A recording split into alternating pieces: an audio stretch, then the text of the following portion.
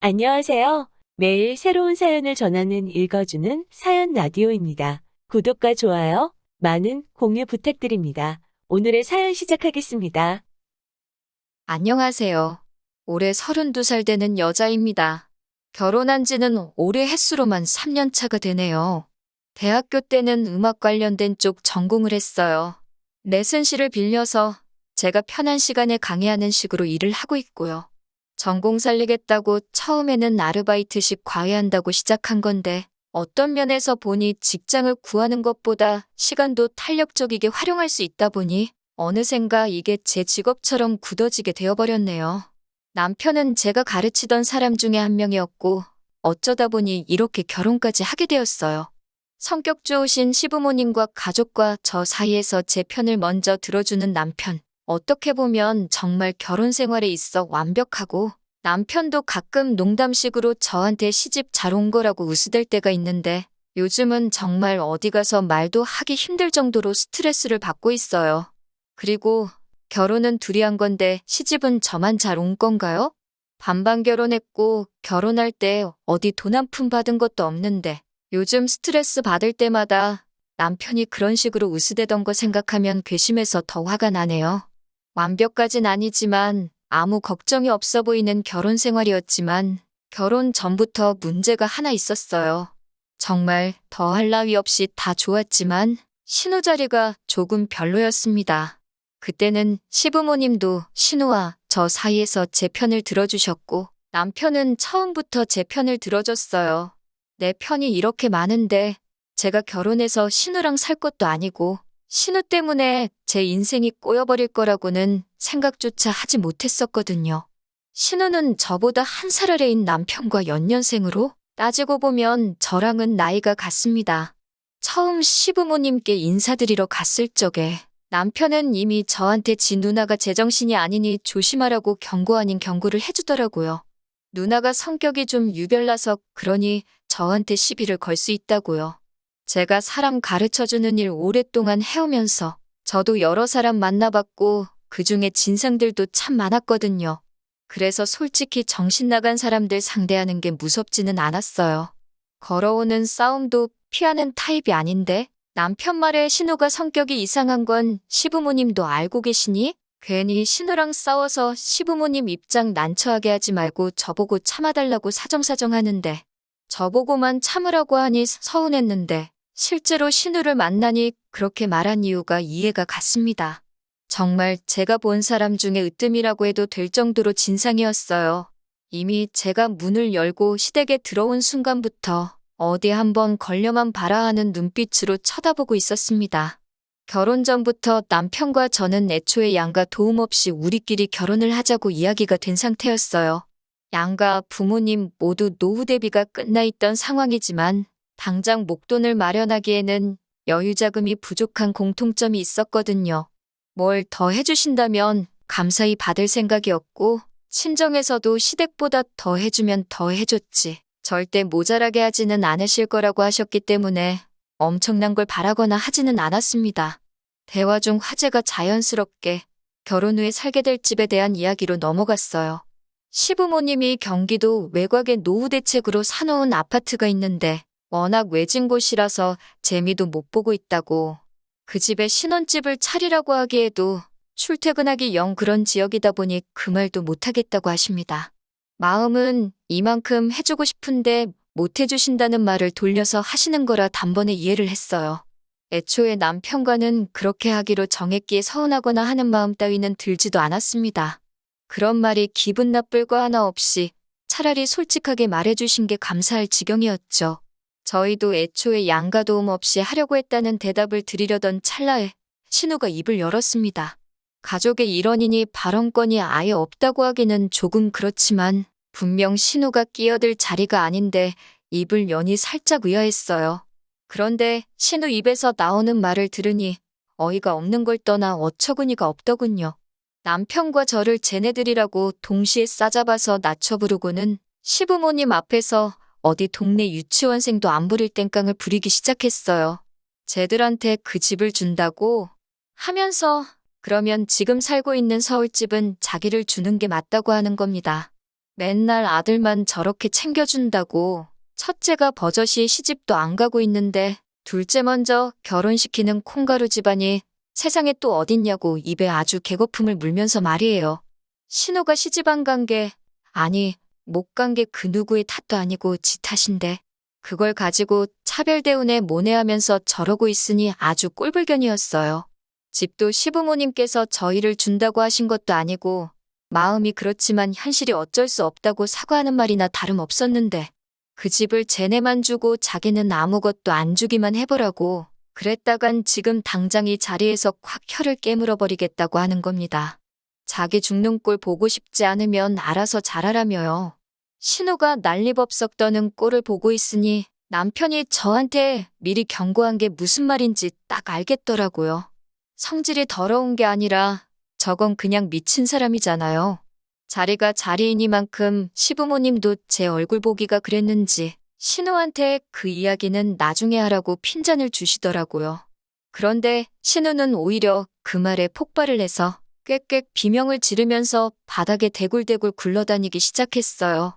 제가 사회생활 하면서도 여러 사람 봤지만 진짜 이 정도로 철저하게 사람이 미치면 이렇게 되는구나 싶었던 게 신우가 처음이었습니다. 집이 난장판이 돼가기 시작하니 제가 그 꼴을 보러 여기까지 왔나 싶어서 대화를 빨리 마무리 짓기 위해 입을 열었습니다. 집은 안 주셔도 상관없고 애초에 우리 둘이서 준비하려고 했다고요. 정작 중요한 이야기는 시작도 못했는데 이미 신우 때문에 분위기가 개판이 되는 바람에 첫 인사드리는 자리는 그렇게 끝나버리고 말았어요. 그렇게 저도 상황이 일단락된 줄로만 알았습니다. 그런데 그 다음 날 제 번호는 어떻게 알아낸 건지 처음 보는 번호로 전화가 왔길래 받아보니 신우더라고요. 그러더니 전날 있던 일을 가지고는 아주 자기가 우스워 보이냐고 하면서 성질을 내더라고요. 머리는 폼으로 달고 다니냐고 생각이란 걸 좀 하라고 하더라고요. 제가 누굴 우습게 봤냐고 하니 제가 시부모님이 집을 준다는 말에도 사양을 하면서 자기들은 세상 둘도 없는 효자가 되고 자기는 부모 재산 노리는 불효자로 만들었다는 겁니다. 그건 누가 봐도 제가 그렇게 만든 게 아니고 현실이 그렇지 않느냐고 비아냥댔지요. 말이야, 손이 신우지.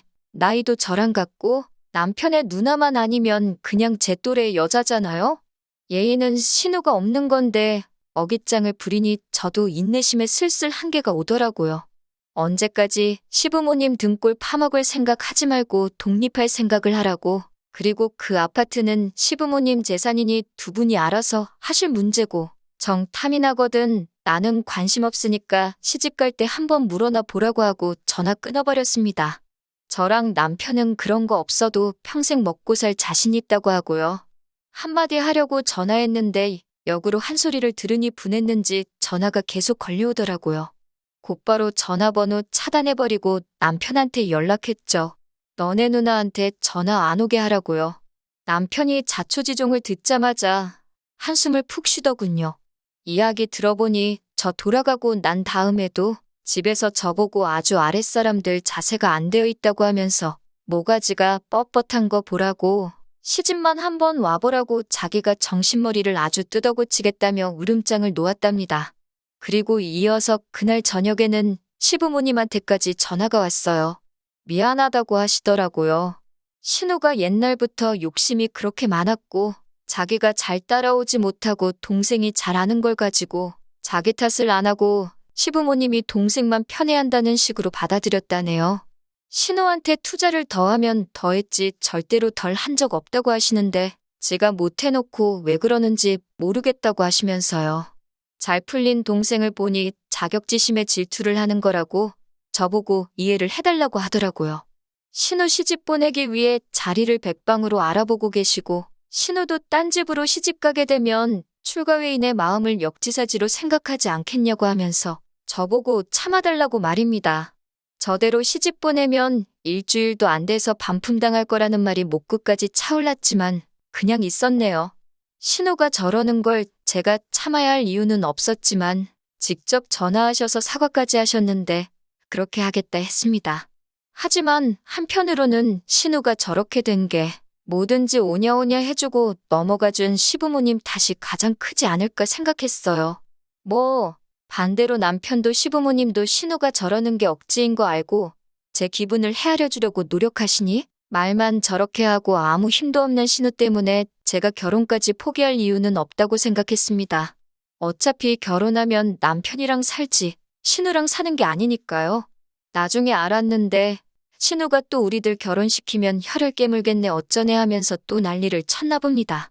이쯤 되니 신우가 죽겠다 하는 게 실제로 행동에 옮길 자신은 없고 그렇게 하면 시부모님이 한 수 접어주고 지가 원하는 대로 해주니 일이 안 풀리면 버릇처럼 쓰는 말이라는 걸 알게 되었어요.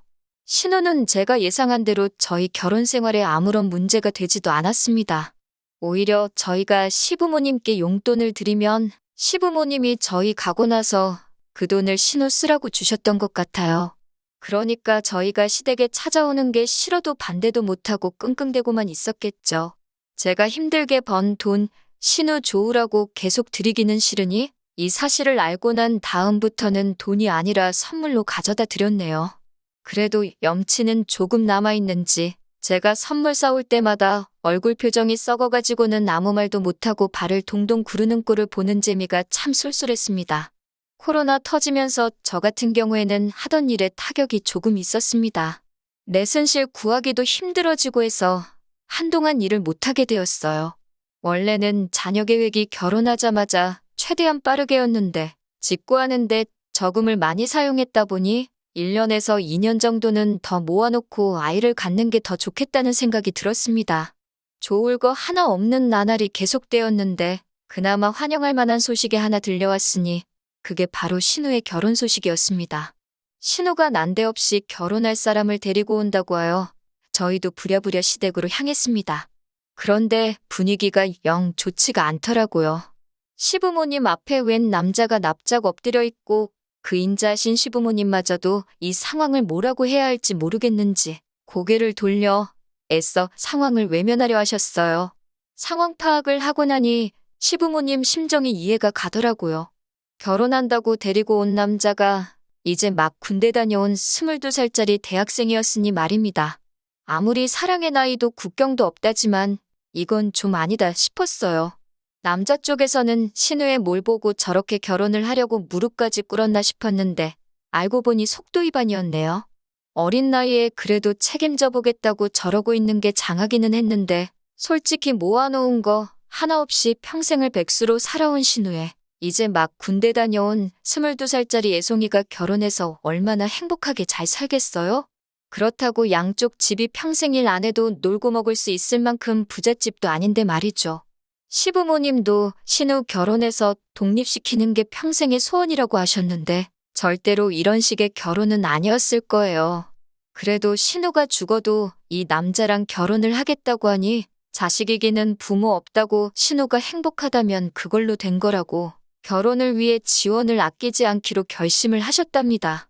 남자 쪽에서 시부모님이 결혼을 포기하게 만들려고 내건 어이없는 조건들도 시부모님이 살고 계신 집을 신우한테 주면서까지 전부 다 맞춰주려 애를 쓰셨어요.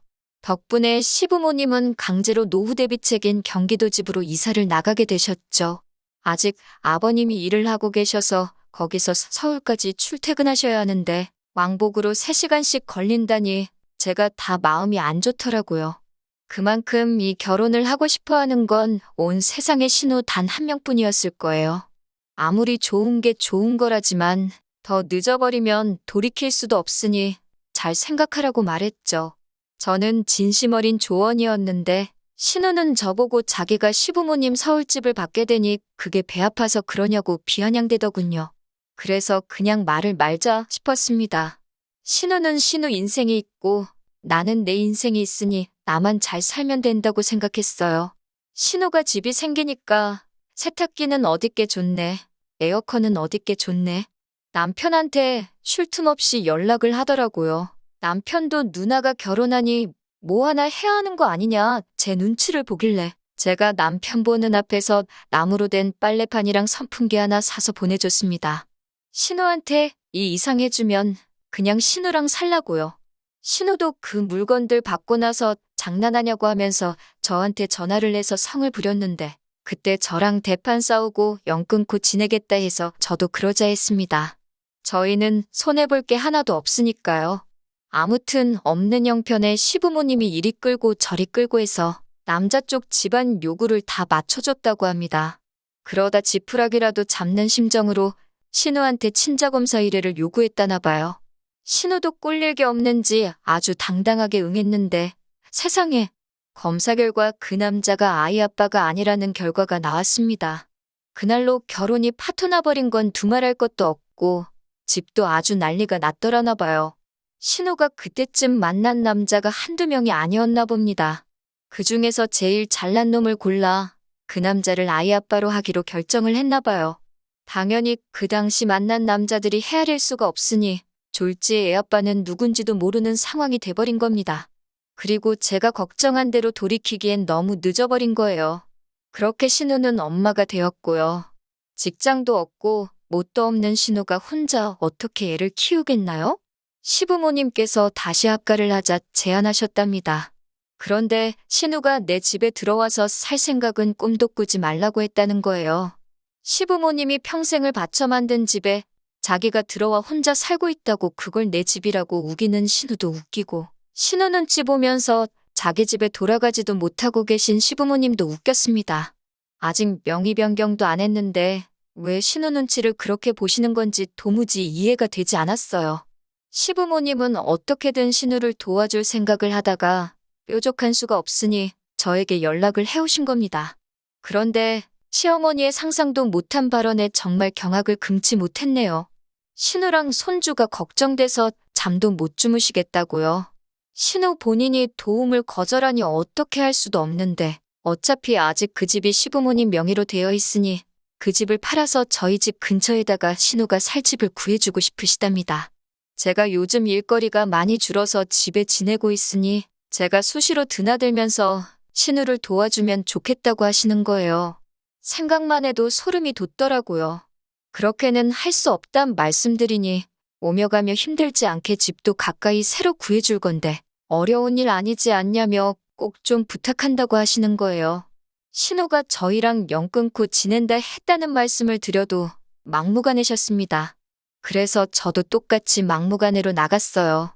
제가 신우가 싼 똥까지 치워주면서 결혼 생활을 해야 하면 차라리 저도 이혼하는 걸 택하겠다고요.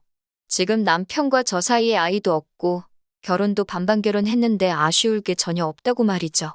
제가 강하게 나가니 시어머니도 따로 말은 못하고 돌아가셨는데 돌아가는 뒷모습이 안쓰럽기도 하고 씁쓸하기도 하고 여러 가지 생각이 교차해 있네요.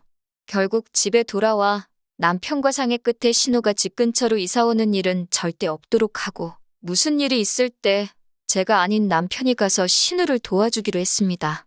결과적으로 제가 할 일은 하나도 없지만 도의적으로는 남편이 퇴근하기 전 시간에 신우가 도움이 필요하거나 무슨 일이 생긴다면 제가 가게 되어버린 거죠. 남편도 그 계산에 저러자고 한 것 같아요. 이제 와선 시부모님이나 남편이 내 편이라 생각했던 제가 너무나 어리석게 느껴지네요. 팔은 결국 안으로 굽을 수밖에 없는가 봅니다. 답답해서 이렇게 한번 사연 남겨봤어요.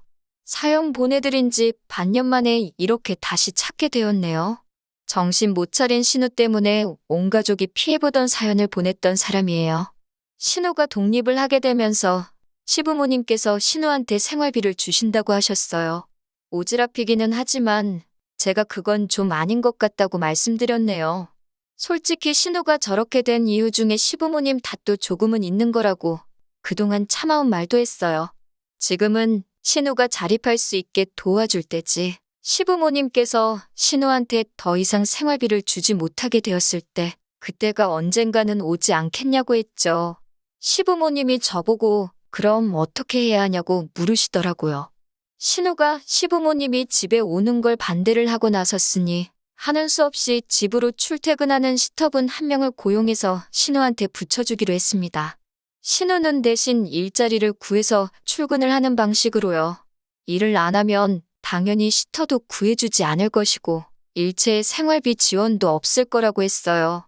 그리고 신우가 지금 시부모님에게서부터 뺏어가다시피 한 서울집은 신우가 증여세로 들어갈 돈을 모아올 때까지 명의 변경은 절대 해주지 않기로 정했고요.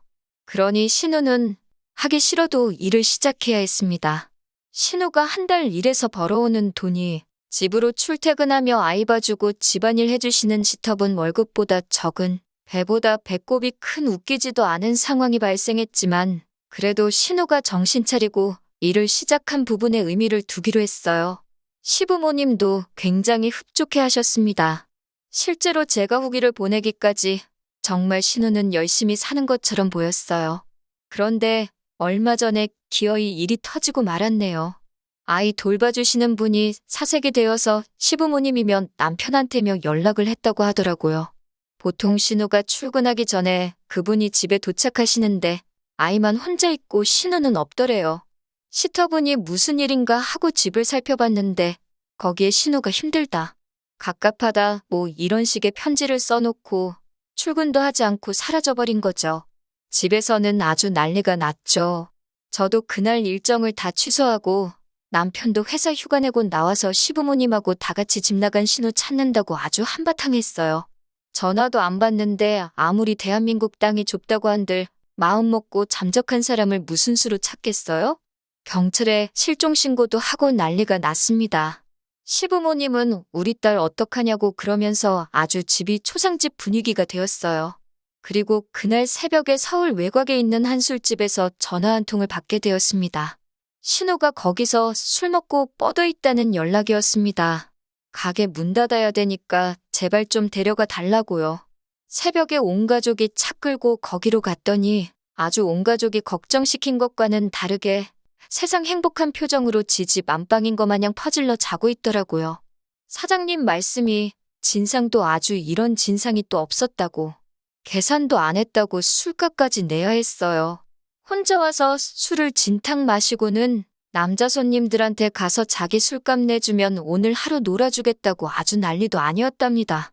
그 와중에 합석하게 된 남자들이 저 여자가 계산할 거라고 하고는 술은 또 있는 대로 마시고 주랭랑을 쳤다네요.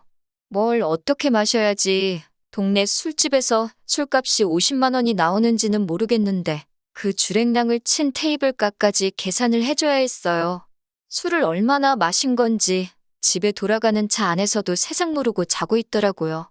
그리고 그때 신우가 제정신이 아닌 건 알았지만 가망이 있다고 믿은 시부모님께서 드디어 신우에게 가망이 없다는 판단을 하셨던 것 같아요. 다음 날 온 가족이 신우 집에서 아침을 맞이했고 신우도 실컷 자고 나서 술이 다 깨고는 그제서야 일어나더라고요. 그리고 온 가족이 자기를 구경하듯 보고 있으니 신우도 직감적으로 자기가 큰일이 났구나 싶었던 거예요. 곧바로 엉엉거리며 눈물부터 솟더라고요.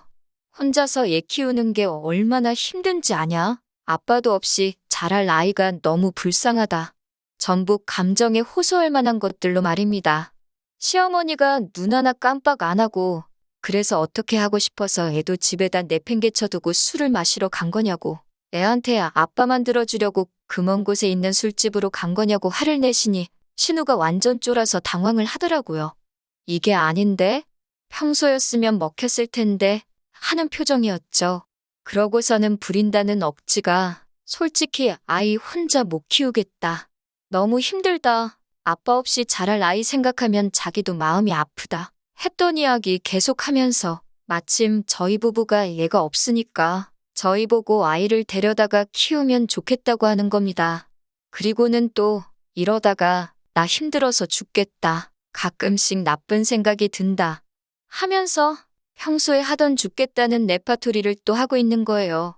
사람 못 고쳐 쓴다더니 고작 3개월 하는 거 보고 신우가 정신 차렸네 했던 저희들 꼴만 우스워졌죠. 시어머니가 신우한테 슬그머니 다가가더라고요. 평소에 저렇게 나오면 시어머니가 달래주고 한번 껴안아 주셨나 봅니다. 신우가 팔을 뻗어서 시어머니한테 안기려고 하더라고요. 저도 그 모습을 보고 이번에도 그냥 저렇게 넘어가는가 보다 하고 한숨이 나올 지경이었죠. 근데 짝 하는 소리에 놀라서 보니 시어머니가 신우 뺨싸대기를 한 대 올려붙이시더라고요. 자식 새끼 배 아파 낳은 어미가 할 소리냐고, 그 정도 힘든 걸로 애를 버렸으면 너는 벌써 골백 번도 버려졌을 거라고 하면서 쉬지 않고 신우 뺨이며 등짝이며 아주 시원하게 두들기셨어요. 결국 신우는 물려받기로 한 집까지 다시 빼앗기고 시부모님이 이 집으로 다시 들어와 지내기로 했습니다. 아이는 시부모님이 돌봐주시기로 했고, 신우는 그 길로 쫓겨났어요. 사람 돼서 살 준비가 되기 전까지 돌아올 생각 말라고. 아이는 당신들이 너가 하는 것보다 훌륭하게 키우고 있을 테니 통장에 2천만 원 채워서 혼자 살아갈 수 있다는 모습 보여주기 전까지는 이 집에 얼씬도 하지 말라고 말하고요. 신우는 시부모님 발목 붙잡고 제발 살려달라고 펑펑 울다가 시부모님이 단호하게 안 된다고 하시니 그때부터는 저한테 존댓말까지 하면서 저 좀 그 집에서 살게 해달라고 제발 좀 살려달라고 울더라고요. 제가 어머님 뜻을 어떻게 거역하겠어요. 형님, 하고 거절했지요. 결국 신우는 자기 짐 챙겨서 쫓겨나게 되었어요. 시어머니가 참 어려운 결심을 하신 것 같아요. 제 말이 100번 맞다고 하면서 신우가 저렇게 된 거 다 당신 탓이라고, 내가 저렇게 키워놓고 저한테 도와달라고 해서 미안했다고 하시며 신우는 책임지고 당신이 다시 사람을 만들어 놓겠다고 하십니다. 남편 통해 신우 소식을 전해 듣고는 있는데 지금 숙식 가능한 기숙사 공장을 들어가서 열심히 돈을 모으고 있다고 해요. 아이는 잘 크고 있냐고 물어보고 보고 싶다고 하는 게 이제 모성애도 생긴 것 같은데 아직 정말 개과천선했는지는 좀 더 두고 봐야 할 일이겠죠. 시부모님도 아직 시기상조라고 신우가 많이 보고 싶지만 좀 더 지켜보고 확신이 서기 전까지는 볼 생각이 없다고 하십니다. 무엇보다도 이젠 더 이상 제가 신우 뒷바라지까지 생각하지 않고 지낼 수 있게 된 부분이 가장 마음이 후련하네요. 이제 저희 부부도 시작도 못한 자녀 계획 시작하고 다시 행복하게 살아갈 준비를 시작해야겠어요. 긴 이야기 들어주셔서 감사합니다. 오늘의 사연은 여기까지입니다. 구독과 좋아요, 알람 설정해주시면 앞으로 더 좋은 사연으로 찾아오겠습니다. 감사합니다.